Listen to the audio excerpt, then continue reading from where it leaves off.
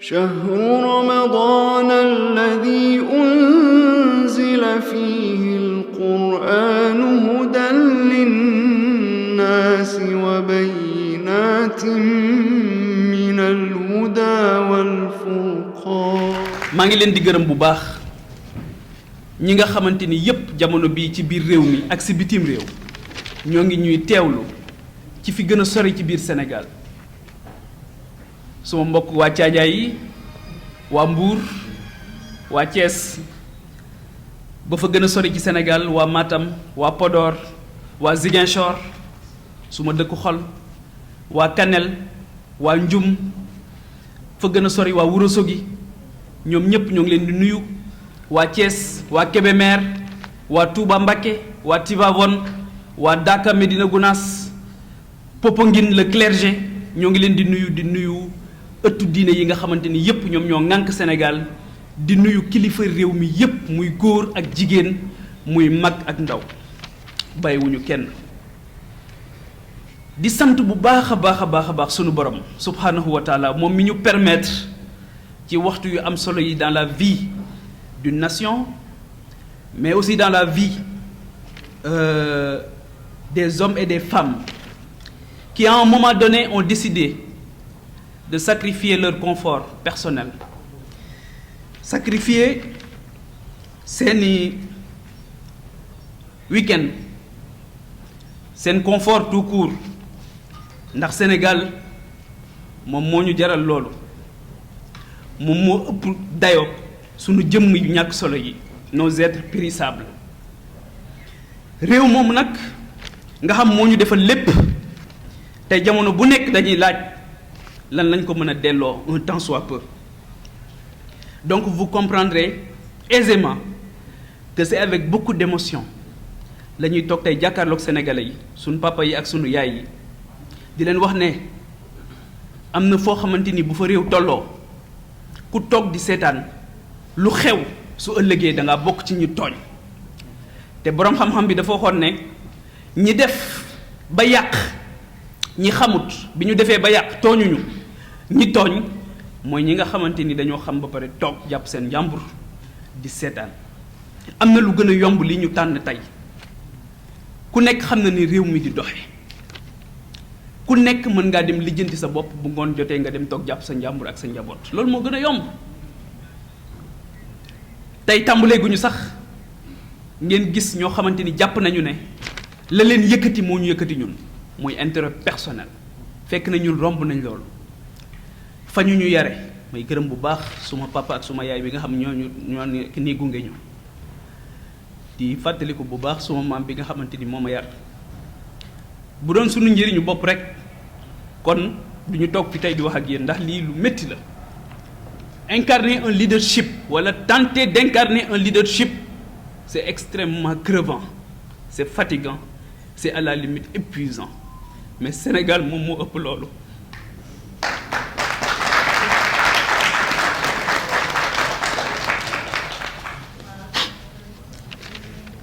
le 31 juillet prochain Sénégal dafay dem ci élection yu am solo muy élection législative ñun dey màgg nañu xàmme nañu du Papa Djibril Fall rek nag moom moo toog di wax waaye ñu bëgg Sénégal ñoo ànd ak ñun ci mbir mi te yàlla xam na ne lu mu jaral ñi yàq dina jaral lu ñu toll ngir defar ndax réew mii rek la ñu am Sénégal la ñu jox sunuy guddi ak sunuy bëccëg Sénégal moo tax mënatuñoo nelaw ba yandoor Sénégal moom moo tax jamono bu nekk du ñu jóg mukk fu ñu nit woowee ñu bàyyi suñu yitte yi ñuy def yépp dem bokk ko ak ñoom fa gën a sori ci Sénégal tey mën nañ ñoo seedeel loolu mën nañ ñoo nangul loolu daray tappale wala daray njuuj njaaj taxuñoo jóg li ñu tax a jóg mooy dem dagaan baatu sénégalais yi ay candidat lañ Papa Djibril Fall candidat la ak ñi mu àndal ci élection législative yi nga xamante ni ci la ñu jëm le 31 juillet prochain incha allah sunu jaar-jaar ak liggéey bi ñuy def suñu borom xéewalewul ñu ko muy journalisme may remercier bu baax journalistes yi fi nekk ak journalistes yi nekk ci biir Sénégal yépp Serigne Cheikh Ahmed Tidiane Sy Al Maktoum moo doon wax ne journalistes yi dañoo am une mission prophétique waaw may waxtaan ak benn bés Serigne Moussa Nawel mu ne ma yonent yi sax ay journalistes lañu woon mooy prêcher la bonne parole ay journalistes jouaient dans ce pays un rôle extrêmement important pour accompagner le développement économique et social de ce pays moo tax je n'accepterai jamais que cette belle corporation kenn di ko traîner dans la boue parce que ñoom comprendre nañ ne responsabilité boo gis liberté boo gis responsabilité moom moo koy accompagner et pour la presse sénégalaise nous la savons extrêmement responsable extrêmement consciente et extrêmement consciente surtout des enjeux du moment moo tax maa ngi leen di gërëm bu baax ci ñëw bi ngeen ñëw fii métier bu am solo la ñuy def métier boobu ma doon def yàlla wërsëgale ma ko permettre ma nag ma dox ci biir Sénégal ak ci bitim réew rencontrer sénégalais yu bari waxtaan ak sénégalais yu bari gis seen yitte ak seen i bëgg-bëgg ak li nga xamante ni moom la ñu bëggoon di ko nësër damay wax ne boo génnee Sénégal dafa am ñaari sentiment yu lay animé boo demee ci dëkk yi nga xamante ni dañu avancé te ñun ñoo leen rawoon ñaari sentiment moo lay animé sentiment bu njëkk bi c'est un sentiment de fierté tout court en tant que humain nga gis doomu aadama réaliser de grandes choses nga xam ne doomu aadama fàttewul li nga xamante ni moom moo ko indi woon ci kaw suuf muy être le vicaire de Dieu sur terre beneen bi sentiment bi c'est un sentiment de tristesse et d'amertume mais nga ne waaw ñun mais réew ma leen ma jógee mais tamit ay doomu aadama comme ñii ma gis ñoom ñoo fa nekk waaye lan moo tax mënuñoo góorgóorlu bàyyi naxante bi bàyyi luubal bi bàyyi yenn yi nga xamante ni yëpp amul solo bàyyi gaañante bi bàyyi rayante bi bàyyi xeexu politique bi nga xamante ni amul njëriñ ngir yëkkatiku ngir jël en charge les véritables enjeux de notre pays sama candidature dafa am beneen nag niveau boo xamante ni moom la am réew mi ñu nekk juróom-ñett fukk yoo jël 80% yoo jël am seeni at moo ngi toll ci 20 et 25 ans 75% yoo jël seeni at moo ngi toll ci fanweeri at ak juróom la moyenne d'âge aujourd'hui à l'Assemblée nationale tourne autour de 56 ans waaw ndaw ñi ngir yàlla nañ ñu bàyyi suñu baat jóg ci biir campagne électorale bi ñu wax li ñu bëgg ngir yàlla nañ ñu bàyyi Assemblée nationale qui est par excellence le lieu de la démocratie de la représentation nationale mais si la frange la plus importante de notre société teewul ci Assemblée nationale mais est-ce que cette institution extrêmement importante est-ce que soriwul sa vocation originelle qui est tout simplement d'abriter de regrouper de polariser toutes ces intelligences mais toutes ces franges toutes ces forces vives de notre nation pour que kenn ku ci nekk man di yëkkati mbébétam ci fu am solo foofu kon loolu les jeunes c'est tout simplement demander justice loolu rek la ñuy laaj justice mooy que ne kat dinañ am kaddu te incha allah li ma gis ak li ñu jot a gis xam nañu ne mbir mi dinañ ci jot ci ni mu gën a rafete exercer ko na mu gën a rafete incha allah am na nag lu xew ci sunu réew li xew ci sunu réew mooy dafa am benn loi boo xamante ni dañu ko indi changer sunu nañu daan voter muy parrainage waxuma ne élection ñëpp mën nañoo bokk déedéet xam nañ ne jongante boo gis dañuy def ay critères waaye réew dañ koy waxtaane te loi bi ñu koy def waxtaane wuñ ko procédure d'urgence lañ ko def daal di koy salfaañe li nga xamante ni moom mooy principe yi gën a élémentaire mooy que sénégalais bu nekk war nga mën a jóg dagaan sa baatu askan ci sa teeyu bakkan parrainage boobu nag wut ko lu jafe la loolu moo tax yéen sénégalais yi ak sénégalaises yi suma yaay yi suma papa yi suma rakk yi suma mag yi suma bàjjen yi nga xamante ni yépp jamono bu ne yéen a ngi may témoigner seen affection seen mbëggeel seen cofeel ak surtout seen ñaan te mosu leen a gis suma jëmm dama leen di delloowaat mbir mi ne leen bëgg ngeen ko waaye man bëgg naa ko waaye ngir ngeen wan ne ma bëgg ngeen ma yóbbu foofu ngir baykat yi ma mën leen a waxal seen soxla sàmmkat yi ma mën leen a waxal seen soxla nappkat yi ma mën leen a waxal seen soxla ndaw yi nga xamante ni jamono bu ne ñoo ngi jël gaal yi di dee ci géej gi seen dëj yooyu ñi nga xam ñoo dee ci géej gi seen dëj yooyu ñun dëj yooyu dinañu def incha allah yëkkati sunu kàddu fàttali conscience ñi nga xamante ni ñoom ñoo yor réew mi ne leen loolu warul woon a mën a nekk te mënatul nekk dootuñu ko nangu. ndaw yi Sénégal ëppale nañu leen ni ñu amee solo ak réew mi ni mu amee solo ak ndaw Sénégal ni mu yàggee am solo. ndawu Sénégal bëggatuñu mu jël gaal di dem ci géej gi ndawu Sénégal bëggatuñu mu jël désert bi di dem naan day dem Espagne waaye magi Sénégal liñ ci bëgg mooy ñu dalal seen xel ne leen mën ngeen a dem noppalu tool bi du booy. moo tax ñun waxuñu benn yoon alternative générationnelle ñun alternance waxuñu sax alternance générationnelle waxuñu sax alternative générationnelle ñun solidarité la ñu wax entre les générations. Moi je suis très bien placé pour le dire parce que suma maam moo ma yar saa bu ma ko daan tàggu di ñibbisi fii ci Dakar dafa may wax ne ma yaa ngi may tàggu rek wéetaay di ma gane gëwuma conflit de génération li ma gëm mooy il faut faire tomber les murs pour construire des ponts entre ces générations, entre ces intelligences. On a suffisamment construit de murs entre nous. Il faut maintenant construire des ponts et il y a aucune entité dans cette nation amul politicien professionnel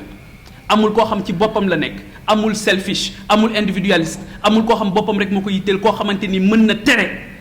jëmm yi nga xamante ni defar Sénégal moom moo leen yëkkati ñu egg ci barab yooyu nga xamante ni fa la ñuy defaree Sénégal te jàpp nañ ne assemblée nationale nag wax dëgg yàlla barab bu mucc ayib la pour waxtaani réew mi barab bu mucc ayib la pour defar réew mi. Serigne Fallou Mbacké daf daan wax ne li yées ci kilifa mooy sa njaboot saa bu ñu amee soxla rek seen xel jël la. waaw waa Sénégal maa ngi leen di laaj kan moo fi am soxla xelam dem ci assemblée nationale ne bu ci àddoo mu faju kan mooy am soxla ci Sénégal fii may wax ak yéen gaz de moo ngi ñàkk ci réew mi fii may wax ak yéen démb de dund nañ ci réew mi loo xamante ni fàttaliku ma fu ñu ko fi dundee mooy journée sans sage-femme sans blouse blanche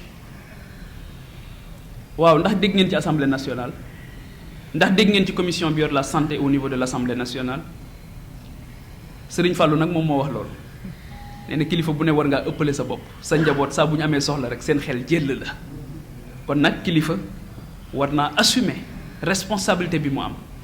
kenn waxul ne soxla yépp dañ koy faj waaye ngal la waslu ci àq. kon parrainage bi sénégalais yi ñëw ngeen ak doole bi ñu yëngoo rek ñëw ngeen waaye gën leen a ñëw nag. ndaw yi Sénégal nañu wane ne capable nañ magi Sénégal bëgg nañ ngeen jox ñu quitus jox ñu caution seen caution morale gunge ñu ba nga xamante ni dinañ egg ci barab boobu na mu gën a selle taxawal leen taxawaay bu mucc ayib taxawal leen taxawaay boo xamante ni Sénégal dina ci jóge daal di wuti nag yoon woo xamante ni yoon wu am solo lay nekk. leneen li nga xamante ni dinañ ko wax mu nekk loo xamante ni lu am solo la mooy amuñu benn. Nous sommes libres de toute partisanerie actuellement politique nekkuñu ci benn contingence politique amuñu tamit benn engagement politique ci quelque bord que ce soit li ñuy def mooy tracer une ligne envisager une ligne boo xamante ni dañ koy construire boo xamante ni dañ koy liggéey ak ces sénégalais ces sénégalaises yi nga xamante ni sonn nañ ci bipolarisation bi nga xamante ni constaté nañ ko dans l'espace politique sénégalais. machiavélisme bi nga xamante ni gis nañ ko loolu tamit dañoo foog ne tey jii war nañoo nekk dans un effort de co-construction war nañoo laisser toute la place au débat démocratique war nañ ci bàyyi place à l'idée à la pensée à la réflexion stratégique bari na ay kilifa yu ma xam yu nekk ci réew mi mënatuñoo àddu sax ci débat public te pourtant ay borom xam-xam lañ Sénégal defal leen lépp te mënatuñ ci àddu ñun xam nañ ci lu bari. kon ñoo ngi ñaan rek ne defar Sénégal rek la ñu bëgg defar Sénégal rek moom moo ñu yëkkati defar Sénégal rek moo ñu ñor ñun ñi ñëpp ñu ànd kenn ku ci nekk waroon naa mën a toog ci suma place bi tey ñoo ma ko gën a mën ñoo ma ko gën a xam ñoo ma ko gën a bëgg seen bëgg Sénégal sax damaa jaaxal seen bëgg Sénégal sax dafa ma jaaxal donc patriotisme nag dañ ko donn Sénégal dafa am ñoo xamante ni dañu sacrifier seen dund yépp pour Sénégal El Hadj Omar Foutiyou Tall lu mu dajul pour Sénégal amul. Thierno Souleymane Baal la révolution torodo lu mu dajul Sénégal amul waaye gis nga ko ci élégance ba mu defee révolution ba pare dafa jox Cheikh Abdoul Khadir Kane ne ko yow yaay gouverner waaye xam nga loolu du njëriñ loo fekkee waaw donc ñun suñu bët foofu lañ ko teg na Amérique ñuy tuddee Abraham Lincoln di tudd George Washington France tey jii tout le monde veut être gaulliste ndax De Gaulle lekk ndeysaan taxawaay bu am solo ba mu defoon ba nga xamante ni Allemagne jël na France téye ko ci loxoom mu ne déedéet français yi lii mënuñu ko seetaan jóg leen ñun ñooñu la ñu teg suñu bët dañoo bëgg père fondateur yooyu ñu revendiquer ko ñooñu duñu leen nier ci suñu histoire duñu leen nier mukk ci suñu histoire ba ci génération bi nga xamante ni mooy Cheikh Ahmadou Bamba Seydi Hadji Malick ak mag ñi nga xamante ni yépp ñoom ñoo seqoon réew mi Maulana Cheikh Ibrahima Niass ba ci doomam bi nga xamante ni moom moo fi mujj muy moo fi nekkoon muy Seyda Mariama Niass nekk jigéen def ci jàng ak jàngale lu am solo son effort de guerre contre l'ignorance est inestimable waaye ñooñu duñu leen jàngale ñooñu nag lañ bëgg a dem seen ndono lañ bëgg a yóbbu assemblée nationale donc patriotisme boobu ñun foofu lañ ko nàmpe foofu lañ ko jële foofu lañu ko jànge donc li ñuy def tey amuñu ci benn complexe amuñu ci tamit benn regret parce que ñu bari dañ lay ñeewant naan la li ngay dugg nangam ak nangam sama yaay soxna su tedd see fan yëpp nelawut waaw waaye moom lii ci maamam laa ko donnoo ak baayam moo tax pexe amul li sëñ Cheikh doon wax taxaw rek mënta ñàkk donc maa ngi leen di gërëm bu baax encore di leen sant di woo nag ñi nga xamante ni yépp ñun ñoo bokk gis-gis les mouvements citoyens góor ñi ak jigéen ñi mag ñi ak ndaw ñi nga xamante ni def politique mësul nekk seen yëf ñu leen di wax ne leen politique lu am solo la politique lu am solo la politique mënta ñàkk ci dundu doomu aadama waaye nag li ñuy bañ mooy nit def ko métier ñi nga xamante ni ñoo professionnaliser la politique koo ci laaj lu muy liggéey yenn saa yi sax mu ne la je suis dans les affaires fekk politique rek lay def ak dóor marto ak lijjanti ak làqarti loolu ñun ànduñu ci donc politique lu am solo la loolu moo tax ñun dañu am gis-gis ci assemblée nationale laay wax gis ne du parlement dans le jeu des institutions moom mooy nekk li nga xam dañ koy jël teg ko suñu bët am yéene egg foofu di tàllal suñu loxo ñëpp ñi nga xamante ni bokk nañu ak ñun gis-gis bi ñu ànd ñu liggéey Sénégal ànd nag song li nga xamante ni